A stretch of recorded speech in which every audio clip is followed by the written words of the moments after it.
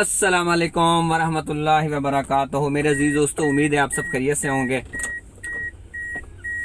मेरे अजीज दोस्तों, पाकिस्तान का वतन अजीज के किसी भी इदारे में चले जाएं, वहां पर बैठे हुए जो फरिश्ते हैं वो आपसे ऊपर वाली कमाई लिए बगैर कोई काम नहीं करेंगे।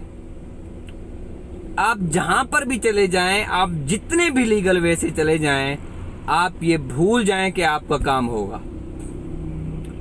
मेरे अजीज दोस्तों, पूरे सिस्टम्स को ओवरहॉल करने की जरूरत है।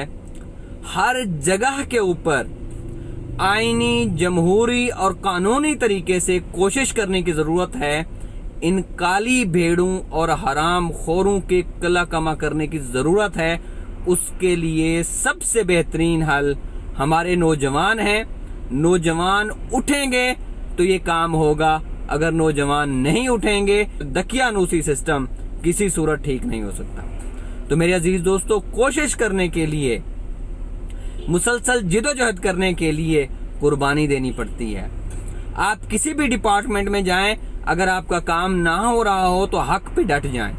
आपको सफर करना पड़ेगा, लेकिन इंशाअल्लाह उसके बाद वो जो कारिंदा है, वो जो हुकूमती नौकर है, वो जो पब्लिक सर्वेंट है, वो इंसान का बच्चा बनेगा।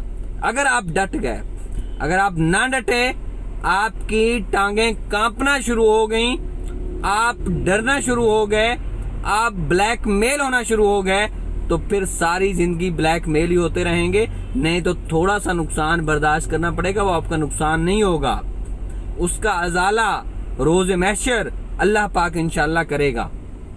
लेकिन अगर आपने ये थोड़ी सी ब्लैकमेलिंग का शिकार हुए तो फिर मसला खराब होगा। तो उसके लिए मेरे अजीज दोस्तों, आज से जिदोजहद करें। जहां पर भी हैं, सिर्फ डट जाएं।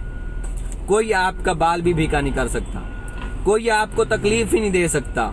जो दुख, जो गम, जो तकलीफ आपकी तकदीर में है वो आपको मिलेंगी। जो आपकी तकदीर में नहीं है वो आपको नहीं मिलेंगी। तो यकीन माने कि सीधा इंसान सीधा होता है, और अगर वो डट जाए अपने हक के ऊपर तो किसी के अब्बे की जरूरत भी नहीं है कि वो आपका हक मारे।